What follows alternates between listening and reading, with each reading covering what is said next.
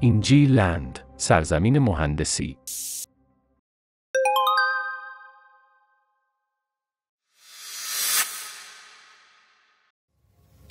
سلام به همه دوستان. تو این ویدیو میخوایم که هلو ورد برنامه نویسی رو بگیم. حالا اصطلاحاً بهش میگن هلو ورد. حالا هلو ورد یعنی چی؟ یعنی اینکه برای کسی که نشنیدن، یعنی اینکه از صفر بیایم اصلا شروع کنیم. هیچی من نمیدونم برنامه نویسی، صفرم، هیچی نمیدونم و میخوام تازه شروع کنم یاد گرفتن. اصطلاحاً میگن هلو ورد برنامه نویسی. خب حالا ما این هلو ورد برنامه نویسی، خب زبان‌های مختلفی توی برنامه نویسی وجود داره، میشه با هر کدوم شروع کرد. حالا خیلی مثلا چی میگن، چیز خاصی وجود نداره که حتما با زبان شروع بکنیم. مهم اون مفاهیم برنامه نویسی، چون وقتی شما مفاهیم برنامه نویسی رو یاد بگیرید میتونید که هر جایی خوب ازش استفاده بکنید. تو هر زبان برنامه نویسی دیگه مشکلی ندارید، راحتید. ما میام با سی پلاس پلاس شروع میکنیم، خیلی مشکلی نداره اگه بخواید با زبان دیگه شروع بکنید. حالا ما سی پلاس پلاس رو انتخاب میکنیم که یه زبان سی بیسیه، یعنی شما سی پلاس پلاس رو بلد باشید، تقریبا سی شارپ رو بلدید، تقریبا جاوا رو بلدید، سی رو تقریبا بلدید، دستتون بازه. این زبانای کلا تو خانواده سی، اینا زبانای خانواده سی، یعنی که بلد باشید تقریبا بقیه‌اش هم اوکیید. و اینکه کلا اینو بهتون بگم، مفاهیم مهمه. مفاهیم برنامه‌نویسی رو بلد باشید دیگه مشکلی ندارید. میدونید کلا با هر زبانی میتونید کد بزنید و اینا، اصلا مشکلی نداره.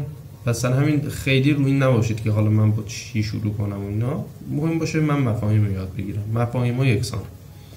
ما با سی پلاس پلاس شروع میکنیم و میخوام اولین کدمون رو توی برنامه نویسی بزنیم به زبان سی پلاس پلاس و ببینیم که چه جوریه. اصطلاحاً به این میگن هلو ورد، هلو ورد این پروگرامینگ یا هلو ورد این سی پلاس پلاس. اولین کاری که میکنم، اولین کدی که اجرا میکنم اینجوری.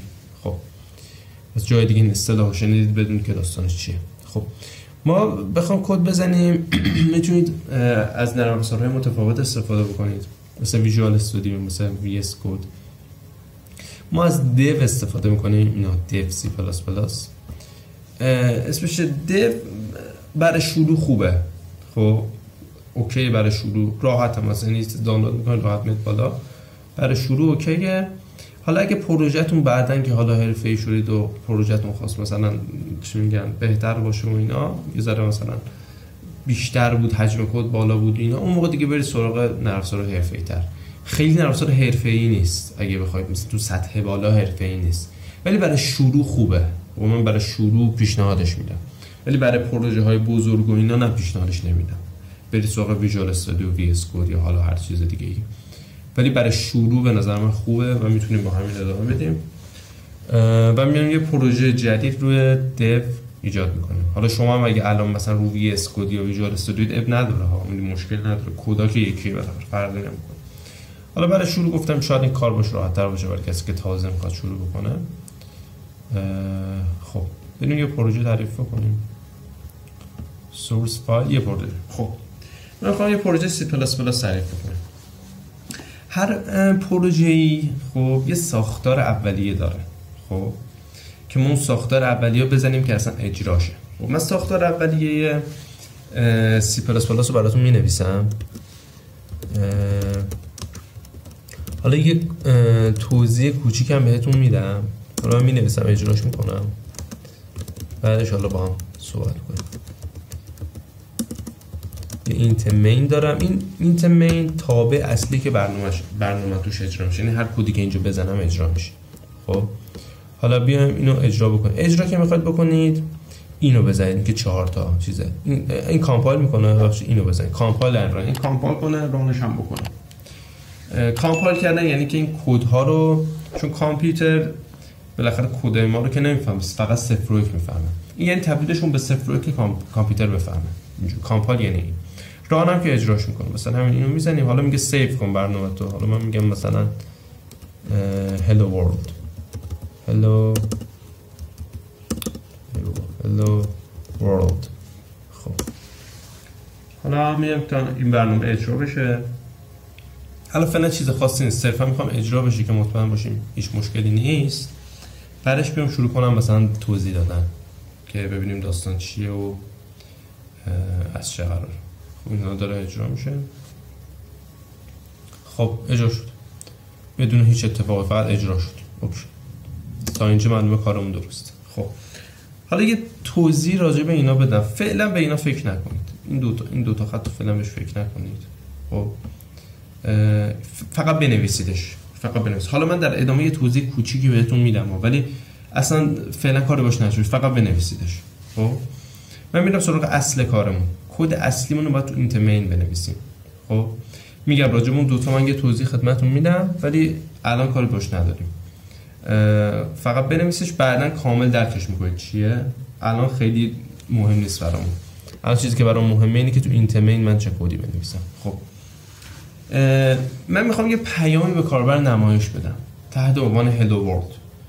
این پیامی که میخوام نمایش بدم و بشه اولین کدی که من توی پروگرامینگ، برنامه نویسی و به زبان C++ می نویسم. میگم cout hello world. خب سمیکالن آخر دستورات C++ تون حتما باید باشه. cout یعنی چی؟ cout یعنی نمایش دادن، مثل پرینت میمونه، نمایش دادن.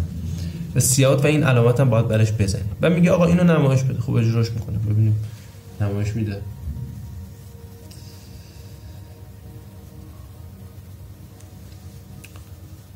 تا این اجرا بشه. خب هلو ورلد رو نمایش داد و ما تونستیم اولین کدمون رو در برنامه نویسی بنویسیم که یه چیزی رو به کاربر نمایش بدیم که اصطلاحاً بهش میگن هلو ورلد. خب این دستور هلو ورلده. این سینتکس رو یادتون باشه که حالا بیشتر میتونیم روش کار بکنیم. هر چیز دیگه خودتون بخواد میتونید نمایش بدید. یه نکته بهتون بگم، همین اول کار اینجوری نباید بنویسید مثلا هلو ورلد، این نمیشه. خب حتما اون پیامی که میخواید چاپ کنید داخل کوتیشن باید باشه. خب بی پیام خاص. این جور نوشتن واسه متغیری که حالا فعلا باش کار نداریم. خب یعنی فعلا میخوام هلو ورلد رو بگیم، متغیر واسه ویدیوهای دیگه است. و اینو فقط گفتم که بدونید و سینتکسش هم همینه. پس ما کل کاری که داریم الان فقط داخل این اینت مینه. اینت مین یه فانکشنه، یک تابع است که کدهای این تابع اجرا میشن. ما تنها کاری که داریم با این توه. اوکی، تنها تمرکزمون تو این ویدیو اینه که ما با این کار دارم و من تونستم یک پیام برای کاربر چاپ بکنم. خب تا الان اولین کدمو نوشتم. حالا این دوتا چیه؟ این دوتا خط چیه؟ ببینید این دوتا خط رو اصلا من یه توضیح کوتاه میدم ولی کاریش نداشته باشید، برای ابتدای کار اصلا مهم نیست. این یوزینگ نیم اسپیس استd استانداردی، میگه از این استاندارد استفاده کن. همین اینو میذارم که یه استاندارد استفاده کاری باشه. اون اینکلودا، حالا من میتونم اینکلودا متفاوت بنویسم در آینده. یعنی که اگه سری لایبرری ها استفاده بکن، یه سری لایبرری ها هستن و ما لایبرری اصلیمون اینجا آیو استریمه. از لایبرری آیو استریم استفاده میکنیم که بتونیم کدا رو بزنیم. همین. خب حالا بعداً یه ذره پیشرفت کردید، مثلا یه سری کارهای پیش میاد که نیاز از لایبرری دیگه استفاده بکنید، اون موقع اینکلودش میکنید. مثلا مثل اینکلود استرینگ، مثلا استرینگ رو اینکلود میکنید، یا مثلا stdio، مثلا حالا اگه اشتباه نگم اسپلش رو حالا کلا، یا مثلا استک، هر چی حالا کار ندارم. خب الان کاری به اون ندارم، فقط کلا گفتم که بدونید. ولی اگرم نفهمیدید اب نداره. خب من خودم که اولش برنامه‌نویسی شروع کردم اصلا به ما نگفتم، گفتم فقط اینو بنویس برو جلو، فقط کدای اینجا مهمه. همین. حتی این توضیح اولی هم به من نداد. اصلا همین من گفتم این توضیح اولی بهتون بدم ولی اگه نفهمید اصلا مهم نیست و میریم جلو.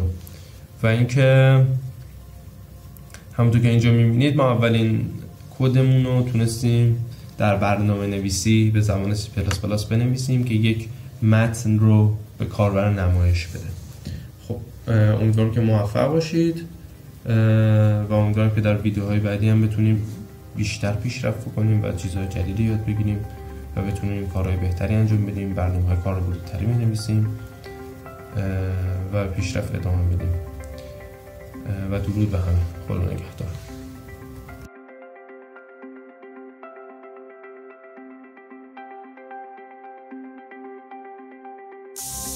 NG Land، سرزمین مهندسی.